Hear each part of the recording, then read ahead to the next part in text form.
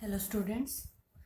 So next topic है आपका bond dissociation enthalpy. इसको हम बॉन्ड एंथैल्पी भी बोलते हैं, बॉन्ड एनर्जी भी बोलते हैं और एंथैल्पी ऑफ एटमाइजेशन भी बोलते हैं। ठीक है, तो ये टू टाइप्स में आती है, एक डायटोमिक मॉलिक्यूल के लिए और एक पॉलीएटॉमिक मॉलिक्यूल्स के लिए। ठीक है, तो जनरली जो बॉन्ड फॉर्म होता है तो एनर्जी रिलीज होती है ना। तो अगर बॉन्ड ब्रेक करना है तो एनर्जी देनी पड़ती है। तो वो जो अमाउंट ऑफ एनर्जी रिक्वायर है बॉन्ड ब्रेक करने के लिए, उसी को बोलते हैं हम बॉन्ड डिसोसिएशन एंथैल्पी। ठीक है, यहाँ पे डेफिनेशन भी लिखी हुई है, द अमाउंट ऑफ एनर्जी और heat require to break one mole bonds of a particular type. ठीक है, पर्टिकुलर एक ही टाइप के बॉन्ड्स तोड़ने के लिए। क्यों? क्योंकि डाई एटॉमिक मॉलिक्यूल है तो एक ही टाइप के बॉन्ड होंगे उसमें, है ना, between two atoms in the gaseous state. ये याद रखना कि यहाँ पे गैसियस स्टेट की बात हो रही है। ठीक है, उसको क्या बोलेंगे? बॉन्ड डिसोसिएशन एंथैल्पी और एंथैल्पी ऑफ एटमाइजेशन। तो इसको जो रिप्रेजेंट करते हैं वो करते हैं डेल्टा एच ए से। ठीक है, एंथैल्पी चेंज। जो एंथैल्पी है एटमाइजेशन, वो टू फैक्टर्स पे डिपेंड कर रही है। एक बॉन्ड मल्टीप्लिसिटी के पे कि कितने बॉन्ड्स हैं, और एक बॉन्ड इनवर्सली प्रोपोर्शनल है बॉन्ड लेंथ के ऊपर। ठीक है, फिर बात कर लेते हैं हम पॉलीएटॉमिक मॉलिक्यूल्स की। पॉलीएटॉमिक मॉलिक्यूल्स में क्या होता है कि बहुत सारे मॉलिक्यूल्स होते हैं, तो उसमें जो एंथैल्पी होगी एटमाइजेशन की, वो डिपेंड करेगी किस सिचुएशन में बॉन्ड है। ठीक है, अगर मोर देन वन बॉन्ड है सेम काइंड के, तो डिफरेंट अमाउंट ऑफ एनर्जी चाहिए उसको तोड़ने के लिए, है ना। सेम अमाउंट के हैं बट सेम काइंड के हैं बट मोर देन वन है, तो डिफरेंट एनर्जीज तो चाहिए चाहिए। जैसे आप एग्जांपल ले लो यहाँ पे, H2O जो होता है उसमें टू OH बॉन्ड्स हैं, है ना, एक इधर को और एक इधर को। जब इनको तोड़ना स्टार्ट करेंगे तो पहले जो है एक बॉन्ड टूटेगा, है ना। एक बॉन्ड टूट गया तो उसकी जो एनर्जी आई, जितनी चाहिए थी हमें उसको तोड़ने के लिए, वो थी 497.8 किलो जूल। ठीक है, फिर ये OH वाला बॉन्ड बच गया। ठीक है, अब इस OH को तोड़ने के लिए, इस बॉन्ड को तोड़ने के लिए एनर्जी चाहिए OH प्लस O में कन्वर्ट करने के लिए। जो एनर्जी हम चाहिए इसको तोड़ने के लिए वो है 428.5 किलो जूल। ठीक है, फिर हम कैसे निकालें इनके इस पूरे H2O की? तो हम क्या करते हैं, एवरेज ले लेते हैं उन एनर्जीज का, है ना। जो एनर्जी हमने यहाँ पे लगाई उनका एवरेज ले लेते हैं, उसको बोलेंगे बॉन्ड एनर्जी। क्या बोलेंगे? Bond energy. तो देखो यहाँ पे ये, और इसको प्लस किया, डिवाइड कर दिया 2 से। ठीक है, दो ही बॉन्ड थे ना, तो 2 से डिवाइड कर दिया, दो ही वैल्यूज हैं, 2 से एवरेज कैसे निकालते हैं आपको पता ही है।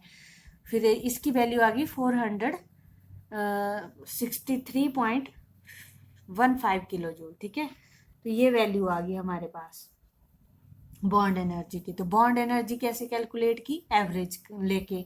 तो जो एंथैल्पी है रिएक्शन की, वो इस बॉन्ड एनर्जी से कैसे निकालेंगे? उसका एक फॉर्मूला है, वो है कि summation of bond energy of reactants minus summation of bond energy of products. तो हम क्या निकाल सकते हैं?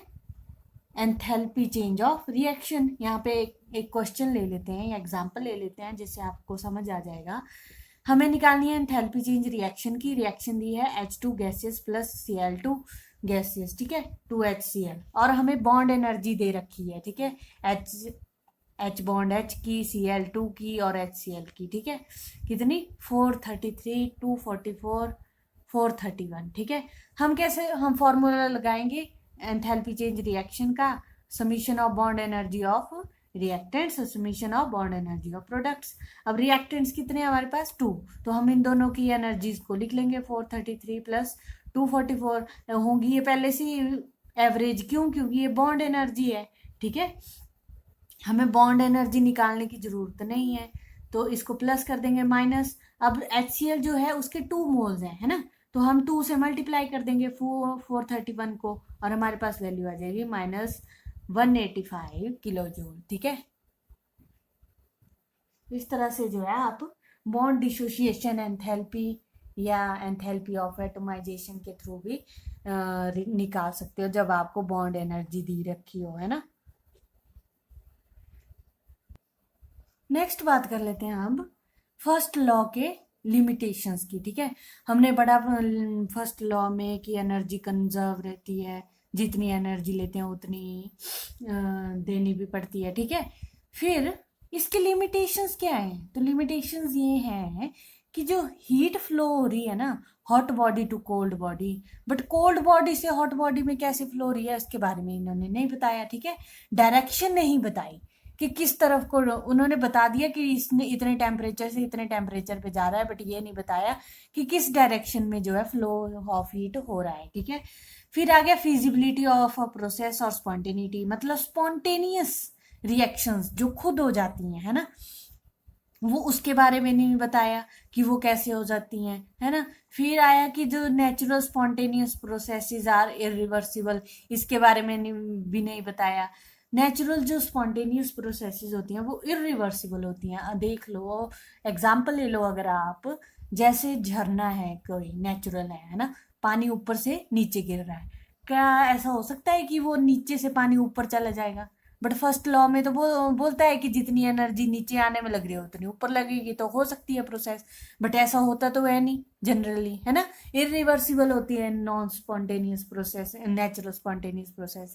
उसी तरह से आप वाटर में सॉल्ट घोल दो और उसको ऐसे रख दो, उसको बिना किसी प्रोसेस के या कुछ डाले या भी हिलाए, क्या सॉल्ट फिर से अलग हो जाएगा पानी से? नहीं होगा ना। उसी तरह से फिर नेक्स्ट जो लिमिटेशन है वो है 100% एफिशिएंट इंजन, ठीक है। अब आपने कभी ऐसा इंजन देखा है जिसकी 100% एफिशिएंसी हो? हम पूरे के पूरे वर्क को हीट में कन्वर्ट कर सकते हैं, बट पूरी की पूरी हीट को वर्क में कन्वर्ट नहीं कर सकते, ठीक है। क्यों? क्योंकि जितना वर्क करेंगे वो उतनी तो हीट हमें मिल जाएगी, बट जितनी हीट लगाएंगे उसमें से कुछ ना कुछ हीट तो वेस्ट हो ही जाएगी, तभी जाके वर्क होगा, है ना। तो इसके बारे में भी नहीं बताया कि अगर आप स्कूटर को ले लें, स्कूटर को चलाने लग जाएं बिना पेट्रोल वगैरह डाले, उसमें कोई फ्यूल वगैरह डाले, कि साइड में तो हमारे पास हीट है ना, तो उससे वो चल जाएगा, बट ऐसा होता है? नहीं होता है ना। तो सबसे बड़ी लिमिटेशन यही थी फर्स्ट लॉ की कि उसने स्पॉन्टेनियस और नॉन स्पॉन्टेनियस प्रोसेसेस के बारे में नहीं बताया, ठीक है। तो हम बात करेंगे अब स्पॉन्टेनियस और नॉन स्पॉन्टेनियस प्रोसेसेस की। तो स्पॉन्टेनियस प्रोसेस वो प्रोसेस है which has a tendency to occur by itself, by proper initiation और अंडर गिवन कंडीशन, ठीक है। या तो वो खुद ही हो जाएगी, या जरा सी इनिशिएशन स्टार्टिंग में उसको कुछ देना पड़ेगा और वो फिर से अपने आप चलने लग जाएगी, या किसी कंडीशन के अंदर वो चलेगी, ठीक है। ऐसी प्रोसेसेस को बोलेंगे हम स्पॉन्टेनियस। जैसे कि बाय इट सेल्फ के अंडर ले लो आप सुगर डिसोल्यूशन इन वाटर, ठीक है। आप पानी लो नॉर्मल टेम्परेचर पे और उसमें शुगर डाल दो, आप देखोगे बिना कुछ किए थोड़ी देर बाद उसमें चीनी जो है घुल जाएगी पानी में, ठीक है। तो वो क्या है? स्पॉन्टेनियस। इसी तरह से सॉल्ट की बात है, सॉल्ट भी घुल जाता है। इवेपोरेशन हो रही है लेक्स में, वाटर जो है इवेपोरेट हो रहा है, तो वो आप करवा रहे हो, कुछ एनर्जी दे रहे हो? नहीं ना, वो अपने आप हो रहा है। उसी तरह से flow of heat from high temperature to low temperature, वो भी अपने आप हो रहा है, ठीक है। आप गर्म करके कोई चीज रखते हो, उसको ऐसे रख दो, अपने आप वो ठंडा हो जाएगा, है ना। तो हीट हो रही है। फिर से diffusion of gas from high pressure to low pressure, gases हैं हाई प्रेशर पे क्या होंगी, उनके मॉलिक्यूल्स बहुत क्लोज क्लोज होंगे, और जब प्रेशर लो हो जाएगा अपने आप, तो वो गैसेस क्या हो जाएंगे, गैसेस के मॉलिक्यूल्स क्या हो जाएंगे, डिपार्ट कर जाएंगे, फैल जाएंगे, उसी को डिफ्यूजन बोलते हैं, है ना।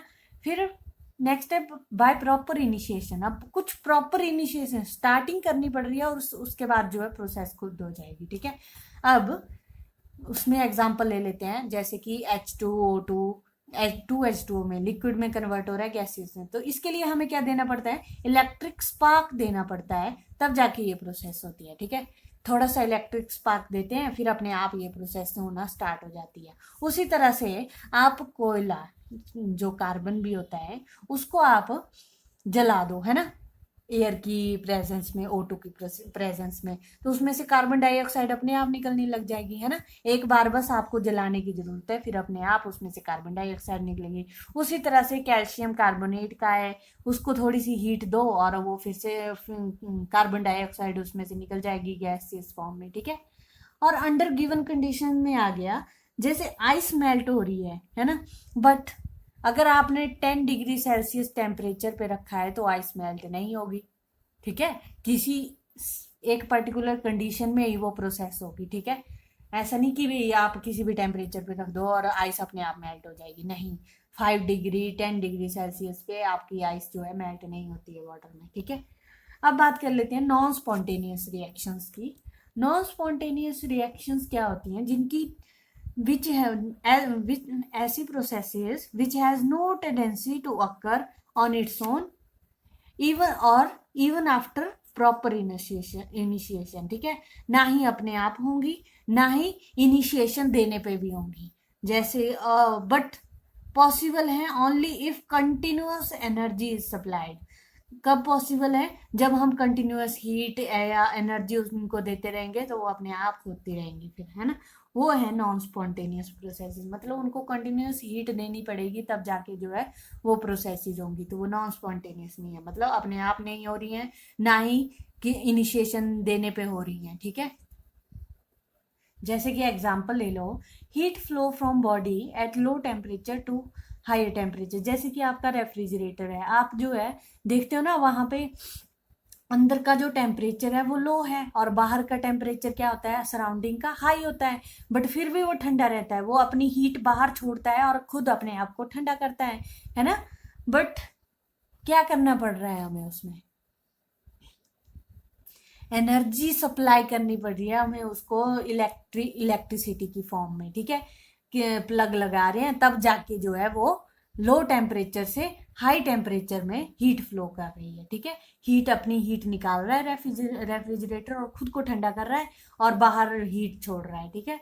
तो वो हम सप्लाई कर रहे हैं किसकी, इलेक्ट्रिसिटी की, तब जाके जो है वो प्रोसेसेस हो रही हैं। उसी तरह से water can not flow from lower height to above और अपर हाइट, है ना। हम नीचे से ऊपर नहीं ले जा सकते वाटर को, अपने आप नहीं हो सकता है। बट अगर हम पंप या उसको जो साइंस की फॉर्म में बोल रहे हैं डीसी मोटर, तो वो क्या करती है, वाटर को नीचे से ऊपर पहुंचा देती है ना। तो ये इसके लिए भी कुछ ना कुछ क्राइटेरिया लग रहा है, तब जाके जो है नॉन स्पॉन्टेनियस रिएक्शंस क्या दे रही हैं हमें, नॉन स्पॉन्टेनियस प्रोसेसेस क्या दे रही हैं, ऐसी प्रोसेसेस जो स्पॉन्टेनियस हो जा रही हैं फिर, है ना। बट हमें क्या करना पड़ रहा है, कंटिन्यूअसली उसको सप्लाई करनी पड़ रही है, ठीक है। सो हमें क्या चाहिए, क्राइटेरिया चाहिए स्पॉन्टेनिटी को डिसाइड करने का, कि हम कैसे बताएं कि कौन सी रिएक्शन स्पॉन्टेनियस है, कौन सी रिएक्शन नॉन स्पॉन्टेनियस है, किस बेसिस पे बताएं, कैसे कैलकुलेट करें। तो उसके उस क्राइटेरिया को लेके आता है सेकंड लॉ ऑफ थर्मोडायनामिक्स, ठीक है। जो सेकंड लॉ है थर्मोडायनामिक्स का, वो बताता है कि कौन कौन से ऐसे क्राइटेरिया हैं जो बताएंगे हमें कि रिएक्शन जो है, प्रोसेसेस जो है स्पॉन्टेनियस है या नहीं है, ठीक है। तो वो 3 क्राइटेरियाज लेके आता है, एक एंथैल्पी का, एक एंट्रोपी का, इसके बारे में आप पढ़ोगे, एक गिब्स फ्री एनर्जी का, ठीक है। एंथैल्पी आप पढ़ चुके हो, है ना। बट यहाँ पे हम फिर से बात करेंगे कि कौन सी ऐसी वैल्यूज होंगी एंथैल्पी की जो ये बताएगा कि रिएक्शन या प्रोसेस स्पॉन्टेनियस है या नहीं, ठीक है। तो हम क्राइटेरियाज की बात कर लेते हैं जो हमें बताएंगे कि स्पॉन्टेनिटी के बारे में बताएंगे। तो फर्स्ट है tendency to lower its energy, ठीक है। Tendency to lower its energy, वो अपनी एनर्जी को लो कर देगा। ऐसी प्रोसेसेस जो अपने सिस्टम की एनर्जी को लो कर दे, तो वो क्या बताएंगे कि स्पॉन्टेनियस है। जैसे कि ए से बी में रिएक्शन हो रही है, एनर्जी रिलीज हो रही है, ठीक है। एनर्जी क्या हो रही है, रिलीज हो रही है, तो मतलब डिक्रीज हो रही है एनर्जी। डेल्टा एच क्या है, नेगेटिव। एक्सोथर्मिक रिएक्शंस हो रही हैं, तो मतलब अगर डेल्टा एच नेगेटिव है तो वो रिएक्शंस क्या है, स्पॉन्टेनियस रिएक्शंस है। क्या है, स्पॉन्टेनियस रिएक्शंस, ठीक है। एग्जाम्पल ले लो आप यहाँ पे, H2 plus half O2 H2O में कन्वर्ट हो रहा है, तो इसका डेल्टा H क्या आएगा, -280 किलो जूल। अभी डेल्टा H नेगेटिव में आया तो मतलब जी ये क्या होगी, स्पॉन्टेनियस रिएक्शन होगी। बट कुछ एंडोथर्मिक रिएक्शंस भी स्पॉन्टेनियस होती हैं, जिनका जो डेल्टा H क्या होता है, पॉजिटिव होता है। कैसे, अब आइस वाटर में कन्वर्ट हो रही है ना, आप उसको कुछ हीट जो है दे रहे हो, बट होती तो अपने आप है ना। आइस वाटर में अगर आप उसको रख दो, आइस को बाहर रूम टेम्परेचर पे भी रख दो, फ्रिज से निकाल के, तो वो क्या करेगी, सराउंडिंग से हीट ले लेगी और अपने आप जो है मेल्ट हो जाएगी और वाटर में कन्वर्ट हो जाएगी। तो यहाँ पे डेल्टा एच क्या आ रहा है, पॉजिटिव आ रहा है, बट रिएक्शन क्या है, स्पॉन्टेनियस है, एंडोथर्मिक है। उसी तरह से अब अगर एंथैल्पी जो है जीरो है, ना ही एनर्जी रिलीज हो रही है, ना ही एनर्जी क्या हो रही है, देनी पड़ रही है, तब भी रिएक्शन स्पॉन्टेनियस हो जाती हैं प्रोसेसेस, जैसे कि एसिटिक एसिड और अल्कोहल जो है मिलके एस्टर बना देते हैं, एस्टेरिफिकेशन, ये प्रोसेस होती है स्पॉन्टेनियस। बट इसमें डेल्टा एच क्या होता है, जीरो। फिर हम कैसे पता लगाएं कि अगर डेल्टा एच पॉजिटिव है तो वो स्पॉन्टेनियस है या नहीं है। ठीक है, तो उसको काउंट करने के लिए नेक्स्ट क्राइटेरिया आया कि उसकी रैंडमनेस के बारे में बात करेंगे। एक याद रखना कि अगर लोअर डेल्टा एच क्या होगा, नेगेटिव होगा, तो मतलब स्पॉन्टेनियस रिएक्शन है। ठीक है, ये एक पॉइंट। फिर इसको कंपैरिजन में दूसरा पॉइंट आएगा। दूसरा पॉइंट ये है कि tendency to acquire maximum randomness और डिसऑर्डर। ठीक है, रैंडमनेस और डिसऑर्डर मतलब सिस्टम जो है ऑर्डर में रहने की टेंडेंसी जो है बहुत कम है सिस्टम की, किससे, डिसऑर्डर में रहने की। वो ज्यादातर किस में रहने की कोशिश करेगा, डिसऑर्डर में रहने की। ठीक है, सिस्टम जो है लो प्रोबेबिलिटी की जगह हाई प्रोबेबिलिटी में जाएगा, है ना।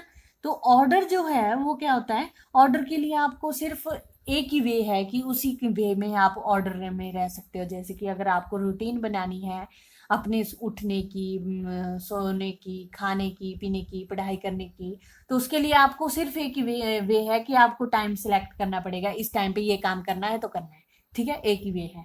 डिसऑर्डर के बहुत सारे वेज हैं, वो कैसे भी हो सकता है ना। आप ये काम भी कर लो, वो काम भी कर लो, 3 4 5 जितने काम करने हैं कर लो, है ना। तो डिसऑर्डर है, उसके कई वेज हैं। आपको कुछ डिसाइड नहीं करना पड़ रहा है या टाइम नहीं करना, डिसाइड करना पड़ रहा है कि आपको इसमें से रह के डिसऑर्डरनेस मिल जाएगी, रैंडमनेस मिल जाएगी। ठीक है, तो ऑर्डर की जो प्रोबेबिलिटी होती है वो लो होती है और डिसऑर्डर की प्रोबेबिलिटी होती है वो हाई होती है। तो ये जो रैंडमनेस है ये क्या बताती है हमें, एंट्रोपी चेंज के बारे में। ठीक है, जो रैंडमनेस है इसमें फैक्टर आ जाता है डेल्टा एस। ठीक है, एंट्रोपी चेंज का अगर डेल्टा एस ग्रेटर है जीरो से तो मतलब रैंडमनेस क्या है, बहुत ज्यादा है। यहाँ पे एग्जांपल ले लो, मान लो आपने ये 2 ग्लास जार्स लिए और ये बीच में से ब्रिज से कनेक्टेड है। ठीक है, और ये आपने यहाँ पे कॉर्क लगाया है। इन दोनों में, इसमें ए गैस के मॉलिक्यूल्स हैं, इसमें बी गैस के मॉलिक्यूल्स हैं। आप ये कॉर्क हटा दो, ये अपने आप घुल जाएंगे सारे। मतलब क्या है, स्पॉन्टेनियस हो रही है, रैंडमनेस हो रही है ना। रैंडमली आ गए ये मॉलिक्यूल्स। अब इसमें ए प्लस बी के मॉलिक्यूल्स भी मिलेंगे और इसमें भी ए प्लस बी के मॉलिक्यूल्स मिलेंगे, तो मतलब रैंडमनेस बढ़ गई, है ना। डेल्टा एस क्या हो गया, ग्रेटर देन जीरो हो गया। अब आप इसमें कॉर्क लगाओगे या आप कोशिश करोगे कि फिर से जो है, अगर कॉर्क लगाने के बाद फिर से जो है ए और बी के मॉलिक्यूल्स अलग हो जाएंगे, ऐसा होगा नहीं ना। तो स्पॉन्टेनियस रिएक्शन क्या है, इरिवर्सिबल है ना। तो यहाँ पे जो है, अब आप देखो जब आइस वाटर में कन्वर्ट हो रहा है ना, मैंने उसमें बात की कि डेल्टा एच क्या होता है, पॉजिटिव। बट इसका delta H greater than zero आता है। कैसे, आइस में जो है अरेंज्ड होंगे मॉलिक्यूल्स, है ना, वाटर के, बट लिक्विड में क्या होंगे, रैंडमली ऐसे होंगे। तो रैंडमनेस क्या हो रही है, बढ़ रही है। तो ये क्या बता रही है कि रिएक्शन क्या है, स्पॉन्टेनियस है। रैंडमनेस बढ़ रही है तो मतलब डेल्टा एस क्या है, ग्रेटर देन जीरो है। अगर delta S greater than zero है तो मतलब स्पॉन्टेनियस रिएक्शन है। बट यहाँ पे भी एक क्वेश्चन अराइज हो जाता है कि अगर डेल्टा एस जो है कई बार क्या होता है, 0 से कम होता है, बट फिर भी रिएक्शंस क्या हो जाती हैं, स्पॉन्टेनियस हो जाती हैं। जैसे कि लिक्विफिकेशन ऑफ गैस है ना, गैस को जो है हम लिक्विड में जब कन्वर्ट करते हैं तो उसमें जो है ये मॉलिक्यूल्स क्या है, एक पोजीशन में या सिस्टम में एक लैटिस में आ जाते हैं, चाहे भले ही इतनी लैटिस में ना आए कि पूरे एक ऑर्डर में आ जाएं, बट फिर भी थोड़े नजदीक तो आ ही जाते हैं ना, as comparison to gases. Gases gases ऐसे होंगे है ना। तो इसका डेल्टा एच क्या हो रहा है, 0 से कम हो जा रहा है, बट इसका डेल्टा एच क्या है, नेगेटिव। ठीक है, डेल्टा एच क्या आ रहा है यहाँ पे, नेगेटिव आ रहा है, तो स्पॉन्टेनियस है। ठीक है, तो ये जो दो फैक्टर हैं आपस में कंट्राडिक्ट करते हैं। ठीक है, तो इसके इनके लिए एक और फैक्टर आ जाएगा गिब्स फ्री एनर्जी का, वो हम अगले लेक्चर में पढ़ेंगे। और अब बात करेंगे कि एंट्रोपी चेंज हम कैसे कैलकुलेट करते हैं, और फिर उसका स्टेट फंक्शन के बारे में पढ़ेंगे। ठीक है, फिर आ जाएगा इनके बेसिस पे सेकेंड लॉ ऑफ थर्मोडाइनमिक्स, जो फाइनल जो इसकी स्टेटमेंट्स होगी सेकेंड लॉ ऑफ थर्मोडाइनमिक्स की। तो generally second law of thermodynamics क्या बोलता है, स्पॉन्टेनिटी के बारे में बताता है। ठीक है, स्पॉन्टेनियस रिएक्शंस के बारे में बताता है। Okay, thank you.